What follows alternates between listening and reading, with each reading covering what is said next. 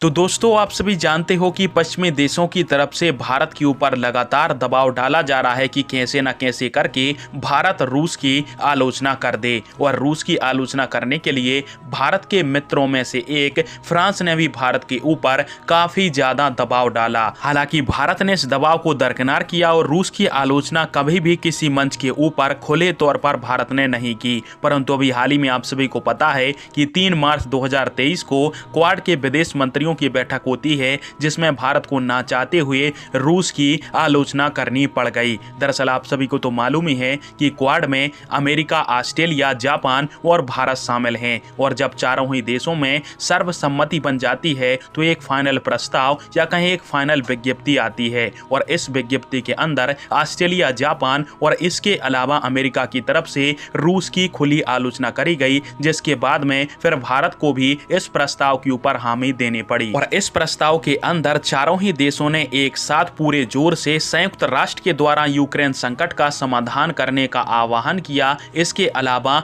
इस प्रस्ताव में यह भी लिखा था कि यूक्रेन संकट के ऊपर परमाणु हथियारों की जो धमकी है वो स्वीकार नहीं की जाएगी। हालांकि इस प्रस्ताव में रूस का खुले तौर पर नाम तो नहीं लिया गया, परंतु परमाणु युद्ध की जो धमकी थी वो तो रूस ने ही यूक्रेन को दी थी पिछले महीनों के अंदर। और जब 3 देश क्वाड के इस बात का समर्थन कर रहे थे तो फिर भारत को भी परमाणु युद्ध के खिलाफ रूस की आलोचना करनी पड़ गई। और इस बैठक में चीन के ऊपर भी निशाना साधा गया, जिसमें क्वाड देशों ने कहा कि इंडो पैसिफिक पूरी तरीका से खुला है और इंडो पैसिफिक के अंदर किसी भी देश की जो आक्रामकता है वो बर्दाश्त नहीं की जाएगी और ना ही यह बर्दाश्त किया जाएगा कि कोई देश बार बार अंतर्राष्ट्रीय कानूनों का उल्लंघन करे। और इस बात से चीन का विदेशी मंत्रालय भड़क गया और चीन के विदेशी मंत्रालय ने क्वाड को एक असंगत ग्रुप का नामकरण दे दिया। और इस प्रकार से रूस और चीन को क्वाड के देशों की तरफ से टारगेट किया गया है। हालांकि क्वाड के द्वारा चीन और रूस का खुले तौर पर नाम तो नहीं लिया गया, परंतु आलोचना